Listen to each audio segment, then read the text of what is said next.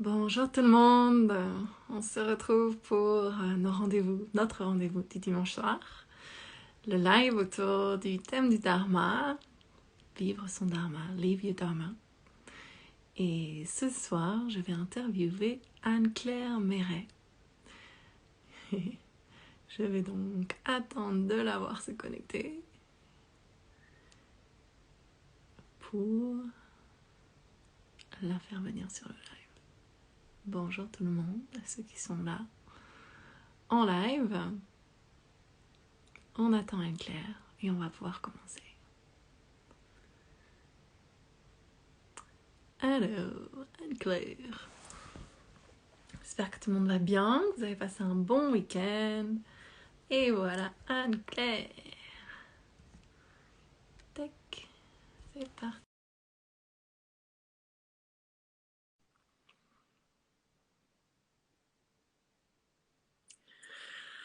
Alors, comment se fait la connexion avec le Costa Rica? Nous y voilà. Bonjour Perrine. Salut Coucou. Claire. Bonsoir, pardon. Ouais, tu vois, moi il fait bien nuit derrière.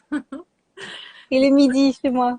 Et ouais, t'es dans la jungle du Costa Rica. Trop chouette. Presque, au bord de la mer.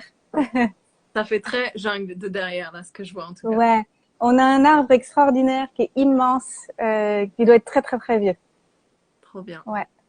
Bah, écoute, il est bienvenu dans ce live. Ouais. Bon, merci beaucoup d'être là. Merci pour ton invitation. Ouais, c'est vraiment un plaisir de lancer ce projet avec toi. Ce projet qui m'est vraiment venu, tu sais, comme un éclair de tiens, et si je faisais ça? Et puis depuis, ça me porte. Donc, c'est génial que tu le fasses. Ouais, merci. Donc, on va parler dharma ce soir. Et en fait, c'est un thème qui n'est pas forcément un mot, qui n'est pas forcément facile à expliquer avec des mots simples, notamment en français. Ça peut être très théorique pour certains. Et je me suis dit, le meilleur moyen de le rendre accessible, c'est tout simplement d'interviewer des personnes qui, pour moi, représentent ce que vivre son dharma signifie. Tu fais clairement partie de ces personnes. C'est pour ça que je t'ai contactée. L'idée dans ces lives, c'est de faire quelque chose d'assez rapide, en fait, tu vois, peut-être une trentaine de minutes qui soit facile à écouter, sans qu'on ait besoin de se dire « Attends, il faut que je me pose. » Voilà, Okay. une trentaine de minutes. Et donc, je vais te donner un petit peu la structure que j'ai en tête. Et puis après, évidemment, on se laissera aller au gré de la conversation. Mais donc, si tu peux commencer par te présenter. Ensuite, définir toi. Comment tu traduis en tes mots ce terme de dharma. Si tu peux nous expliquer quel est ton dharma à toi. Comment tu l'as trouvé, comment il t'a trouvé. J'aime bien parler aussi de tout ce qui est ce qu'on peut appeler des obstacles, ce qui peut paraître comme étant négatif, et en fait, souvent, avec le recul, on se rend compte que on en avait besoin pour arriver sur notre dharma.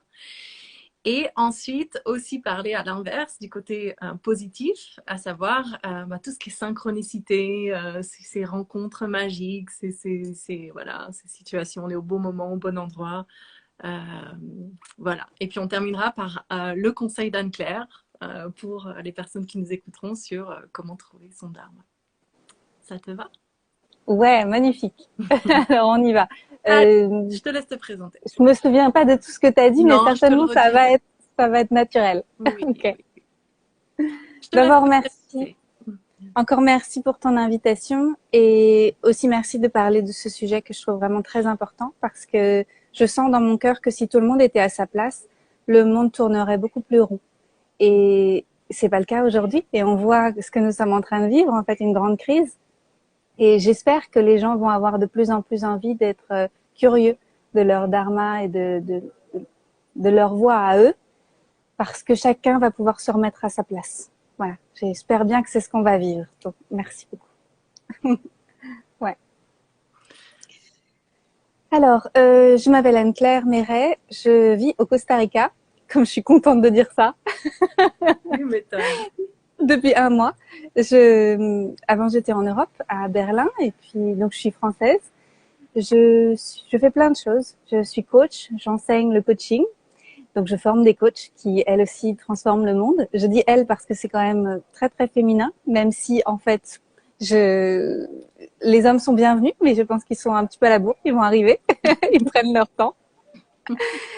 J'ai pas toujours fait ça, c'est une reconversion parce que avant, j'étais naturopathe, j'ai écrit beaucoup de livres sur la santé naturelle et avant, j'étais pas naturopathe. Avant, je faisais autre chose. Avant, je travaillais pour des sites de rencontres. Et encore avant, je faisais encore d'autres choses. J'ai fait de la com, j'ai fait de l'art. J'ai même travaillé dans une banque. Donc, j'ai fait énormément de choses. J'ai eu plein de chapitres. Et petit à petit, je dirais que le chemin le plus important que j'ai dû apprendre à faire, c'est passer de ma tête à mon cœur. Parce que j'étais beaucoup dans ma tête, réussir, m'en sortir, survivre en fait. J'étais plutôt dans un mode de survie et d'éviter de me mettre en danger ou en tout cas d'aller me mettre en sécurité. Et puis finalement, petit à petit, il y a des prises qui ont lâché. Voilà, à mesure que j'ai réussi à écouter mon cœur parce que j'ai vu que j'étais plus heureuse, que j'étais plus curieuse, plus émerveillée de la vie à mesure que j'écoutais plutôt mon cœur que ma tête. Et c'est pour ça qu'il y a eu autant de chapitres. Et je pense que c'est pas fini. C'est jamais fini, c'est ça qui est génial. C'est qu'on continue d'avancer et que le dharma, il peut prendre plein de formes différentes. Et qu'en fait, c'est plus l'ombrelle, ça sonne pas bien en français, the umbrella, qu'il y a au-dessus. Et puis en dessous, il peut y avoir plein de chemins différents, mais encore une fois, c'est le pourquoi. Donc toi, voilà, comment tu expliquerais le terme de dharma avec tes mots à toi? Moi, j'aime bien le mot vocation en français. Ça a un côté assez majestueux. Il y a quelque chose d'un grand voyage en fait dans vocation que j'aime bien. Ça fait très longtemps que j'ai lâché le mot métier. C'est-à-dire que pour moi, je fais pas des métiers. J'ai une vocation qui a différents chapitres. Il y a eu un chapitre santé naturelle, un chapitre coaching, et puis derrière, il y aura d'autres choses. C'est l'expression de qui je suis à travers une contribution au monde. En fait, c'est pas un truc solo, le dharma. Pour moi, c'est un truc qui inclut l'humanité tout entière. C'est entre moi, c'est entre moi et les autres, et c'est entre moi et l'humanité. Donc, il y a toutes ces dimensions-là qui sont à prendre en compte. Et je pense que c'est ce qu'on peut rappeler mon activité principale, c'est vivre mon dharma. C'est mon focus principal tous les jours, en fait. Je pense que c'est là-dessus qu'on devrait se concentrer si on veut des vies heureuses. Mm-hmm. Ouais, bah c'est vivre depuis l'espace du cœur, comme tu l'enseignes et comme tu... Ouais. Alors c'est intéressant que tu utilises le mot vocation parce qu'il sonne très professionnel quand même. Et pour moi, le dharma, en fait, c'est la profession qui va presque être une expression du dharma. Mais le dharma, c'est presque encore au-dessus, tu vois. C'est qu'est-ce qui nourrit cette vocation et ces moyens, ces expressions à travers différentes activités, on va dire. Mais Oui, c'est... le mot vocation, on dit aussi, tu sais, parfois la vocation artistique. Vocation. Donc il y a quand même quelque chose d'assez qui peut être aussi très plus abstrait que le job. Ouais. Parce que tu vois, ouais, si. Une mère au foyer, pour moi, ça peut être un dharma, en fait. Tu vois, tu peux vraiment t'épanouir pleinement dans t'occuper de tes enfants. Alors peut-être c'est juste le contexte et la culture dans laquelle on vit qui fait que on va pas penser directement à la mère au foyer quand on parle de vocation, alors que ça pourrait tout à fait l'être. Ouais. Ouais. Mais souvent la mère au foyer, pas toujours j'imagine, mais souvent la mère au foyer qui a une vocation d'éducation et d'amour pour les enfants, elle va aussi le prolonger peut-être en gardant les enfants des autres, et créer quelque chose dans sa communauté. Et ça va en devenir une activité principale en fait. Tout à fait. Je pense que c'est assez rare qu'une mère au foyer reste juste toute seule, couper les autres mamans et de sa communauté. Ouais, et puis tout simplement aussi parce qu'un jour ses enfants vont grandir et du coup, effectivement, ça peut être son archétype, ça peut être celui de l'enseignant qu'elle aime transmettre ou ça peut être le côté enveloppant, mais qu'elle pourra tout à fait donner à une autre population que ses enfants, une fois que ses enfants auront grandi et ça pourra prendre encore une fois plein de formes. Ouais. Ouais, génial, génial. Du coup, est-ce que tu pourrais nous raconter, en quelques mots, toi, comment tu dirais, OK, aujourd'hui, Anne-Claire Méret, quel est ton dharma? Mon dharma, aujourd'hui, en tout cas depuis 2020, j'ai bien senti que c'était d'aider l'humanité à se réveiller et justement à faire le chemin de la tête au cœur pour pouvoir être dans ce mouvement qui vient de la source. Enfin, pour moi, le cœur, c'est la source, c'est l'âme, c'est vraiment tout ce mouvement-là qui est pas mental, qui est très instinctif en fait, qui est d'une évidence, tu vois, pour moi, qui est devenu limpide au fil du temps parce que j'ai appris de plus en plus à l'écouter. Et donc, mon dharma, c'est ça, c'est d'aider l'humanité à s'éveiller, à écouter son cœur et à avancer vers quelque chose de plus conscient et de plus grand. Je sais qu'on va le faire. On est déjà en train de le faire. Regarde-nous. C'est clair, c'est clair, c'est clair. Ouais, c'est beau, c'est très beau comme mission, c'est magnifique. Tu fais ça tellement bien. Merci. Du coup, est-ce que tu voudrais nous rentrer peut-être un petit peu plus dans les détails de comment tu en es arrivé à réaliser que ton dharma, c'était ça pour toi? Oui. Si je m'étais pas pris des claques, j'aurais pas réalisé mon dharma. Donc, j'aime pas penser que ça doit toujours être difficile parce que c'est pas vrai. Ça doit pas toujours être difficile pour pouvoir se mettre sur sa voie. Mais souvent, quand c'est pas difficile, on n'y va pas. Parce que, en fait, on est tellement habitué à notre confort, on est tellement bien que on n'ose pas changer de vie si on voit pas derrière ce qu'on pourrait y gagner. Donc, dans mon cas, c'était des inconforts qui étaient vraiment physiologiques. Donc, j'arrivais pas à dormir. J'avais des insomnies depuis l'enfance, des crises d'angoisse, des maux de ventre, beaucoup de choses qui n'allaient pas. Alors, je disais que c'était héréditaire parce que mon père avait la même chose. Je venais d'une famille pas facile du tout, beaucoup de l'alcoolisme, des tentatives de suicide, des choses qui étaient très lourdes en fait. Et je pensais que c'était ça, c'était parce que j'avais tiré les mauvaises cartes, tu vois. Et je me victimisais beaucoup. Et puis il s'est passé des choses en fait dans ma vie où alors quand même, donc j'avais fait des études d'art et puis après j'avais eu des petits boulots et ça me plaisait pas trop, mais j'avais quand même en moi une ambition de trouver un métier que j'aime. Donc j'avais fait plusieurs reprises d'études jusqu'à trouver un job qui me plaisait pour travailler pour des sites de rencontres dans le marketing en fait. Et j'ai fait ça plusieurs années et à 28 ans on m'a virée. Et j'ai eu un licenciement abusif et là ça a été la goutte d'eau. Ça a été le truc, tu vois, en plus de tout le reste, le stress, mon incapacité à gérer mon anxiété, mes insomnies, etc. Le fait d'être licenciée, ça a été la cata. Et à partir de là, j'ai plus pu ignorer qu'il fallait vraiment que je m'occupe de moi. À l'époque, j'avais déjà fait des démarches pour aller dans des cliniques du sommeil et tout ça, donc je m'en suis vraiment occupée. Et quelqu'un m'a dit, tu devrais aller voir cette personne qui est naturopathe et elle va t'aider à dormir. Et là, ça m'a mis sur mon dharma. En fait, il y a eu tu vois, une grande tangente. Et là, j'ai appris que, en fait, ce que je croyais jusque-là, c'était faux. En fait, je pensais que mes nuits conditionnaient mes jours, mais en fait, c'était mes jours qui conditionnaient mes nuits. Et j'ai commencé à remettre ma vie à l'endroit. Donc, j'ai commencé à récupérer ma responsabilité grâce à cette naturopathe qui reçoit des gens en groupe de rééducation au sommeil. Et donc, gratitude parce que j'ai appris à prendre soin de moi. Enfin, à 28 ans. Alors que j'avais vu plein de médecins, on m'avait donné plein de trucs. Je gobais des somnifères, des anxiolytiques, des décontractants. J'étais une vraie pharmacie. Et à partir de là, je suis devenue curieuse de savoir comment ça fonctionne. Et donc, je suis devenue naturopathe par curiosité.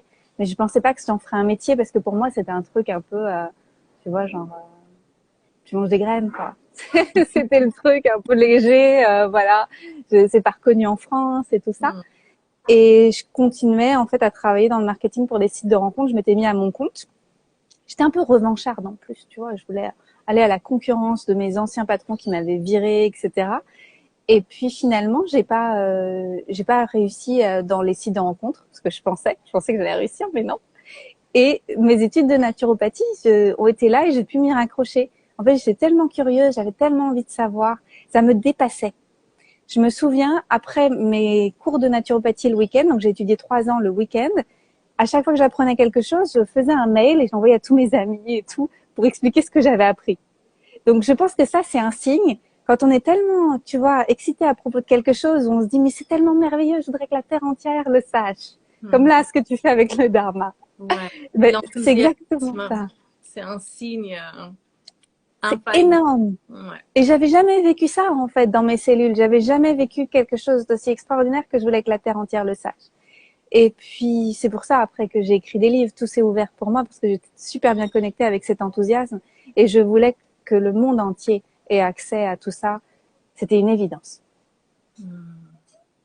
Donc, on a eu l'enthousiasme, on a compris que c'était, pardon, aussi passé par des moments moins sympas, comme un licenciement ou des problèmes de santé. Et avec le recul, est-ce que tu pourrais dire que tu es presque reconnaissante pour ces obstacles ou ces cailloux sur ton chemin qui t'ont permis d'avancer d'une façon ou d'une autre? Oui, je suis très reconnaissante. Néanmoins, il faut du temps pour ça.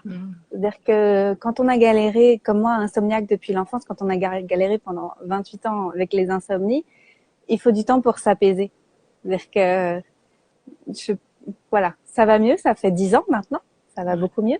Mais je sens qu'il y a encore des parts de moi voilà, qui ont encore besoin de temps. Je pense que mais j'ai beaucoup de reconnaissance. Si j'avais pas vécu ce que j'ai vécu, je serais pas devenue celle que je suis devenue.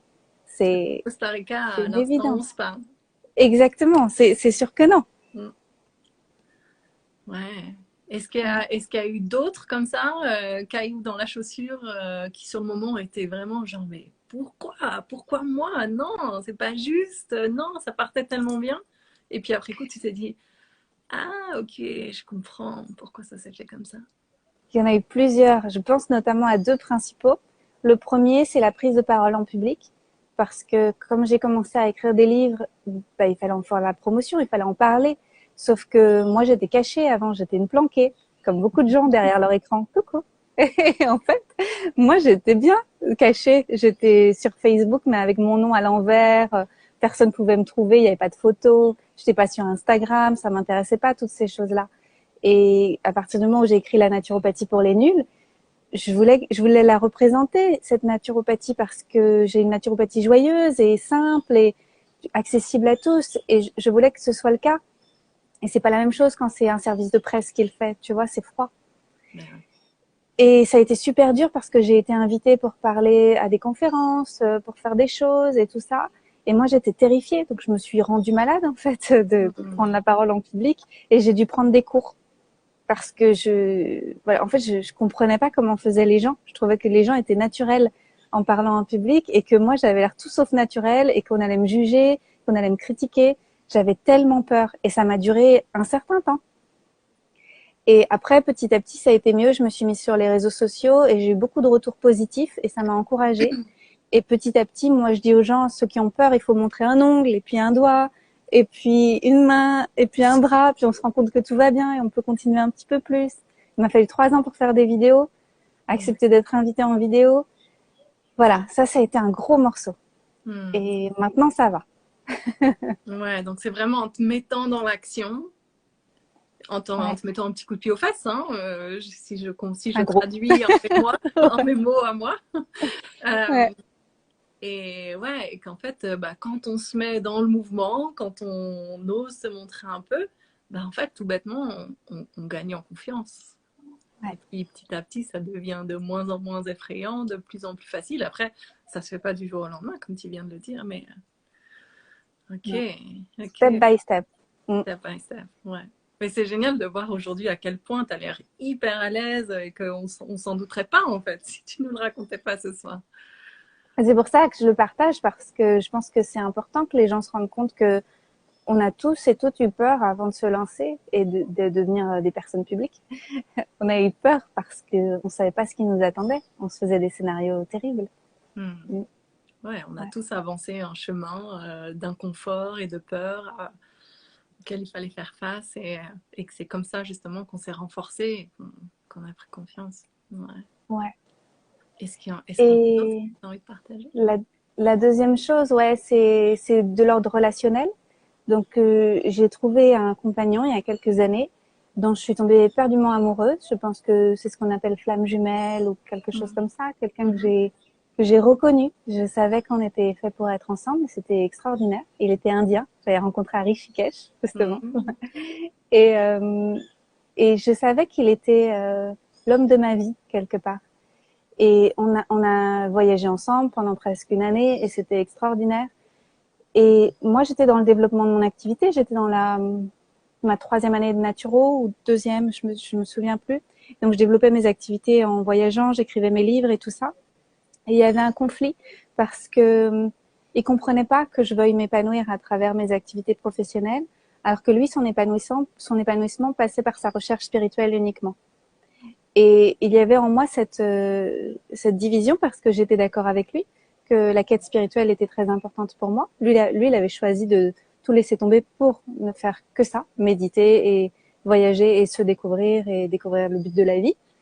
Et moi, je sentais que les talents qui étaient les miens, mes talents d'écriture, mon émerveillement pour la naturopathie, pour tout ce que j'avais découvert, mon goût pour le fait d'aider les autres à aller mieux dans leur vie, les empuissancer, tout ça, pour moi, c'était bon, tu vois, c'était juste. Il y avait quelque chose qui coulait dans mes veines qui était tout à fait naturel. Et je l'ai laissé, en fait, me bourrer le chou avec tout ce qu'il m'a dit, tu vois. Et pendant tout un temps, j'ai douté de moi. Et pendant tout un temps, je me disais, mais il a raison, je ne suis pas assez spirituelle. Je ne suis pas assez comme lui. Mais lui, son dharma, c'était peut-être de tout laisser tomber et d'aller que dans tous les lieux spirituels et méditer. Moi, mon dharma, c'est d'écrire des livres et d'aider les gens à récupérer leur puissance personnelle. Et il m'a fallu de l'affirmation, en fait. Il était là, je pense, sur mon chemin pour que je m'affirme et que je dise non, c'est mon chemin. Et donc, tu peux dire tout ce que tu veux. Tu peux être aussi avancé spirituellement que tu veux. Tu peux pas changer mon chemin, c'est le mien. Et tu peux pas prétendre connaître mon chemin non plus à ma place.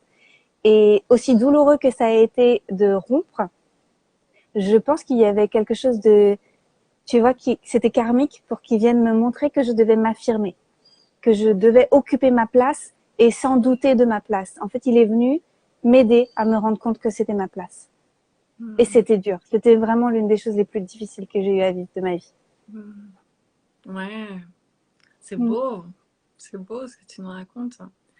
Et ouais, je trouve que quand on choisit de voir la vie comme une école et que chaque rencontre, chaque expérience est là pour nous enseigner quelque chose et que finalement, effectivement, il y a des personnes qu'on rencontre qui sont là ouais, pour nous aider à avancer justement sur le chemin de notre dharma, à marcher un certain temps avec nous sur ce chemin. Et puis qu'après, ben, les chemins peuvent se séparer et que comme tu l'as dit, on a chacun notre dharma en fait. Et personne ne pourra jamais dire à qui que ce soit quel est ton dharma. Si demain quelqu'un vient me voir en me disant mais c'est quoi mon dharma, je ne pourrais pas me dire. C'est plus interprétation. Ça va bien. Ah, ça coupe un peu. Doucement. C'est bizarre. C'est bizarre, comme si j'étais connectée. Bon, je ne sais pas si les gens m'entendent. Je vais continuer. Et ce qui est super intéressant, bah, c'est qu'on a tous ces archétypes, on a besoin en fait pour nous réaliser, pour nous, ouais, ouais, pour nous réaliser pleinement dans la vie. Et pour certains, effectivement, ça va être de méditer. C'est une vie très contemplative. Et pour d'autres, ça va être quelque chose de très visionnaire. D'autres, plutôt révolutionnaire. D'autres, qui font beaucoup de recherche. Ça peut prendre plein de formes, quoi. Et en tout cas, c'est sûr, ce qui est sûr, c'est qu'on a tous des réponses. Les autres vont nous donner des bribes d'informations qui vont nous Ah, le bruit continue, on me dit quand même. Est-ce que c'est les deux? Est-ce que c'est chez Perry et aussi? Gros problème de son. Ah non! Je pensais que c'était. Alors, attends. Je vais.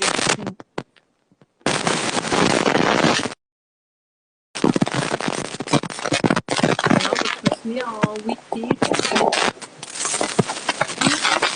On n'entend pas du tout. On n'entend pas. Alors, attends. Je vais mettre une écouteur.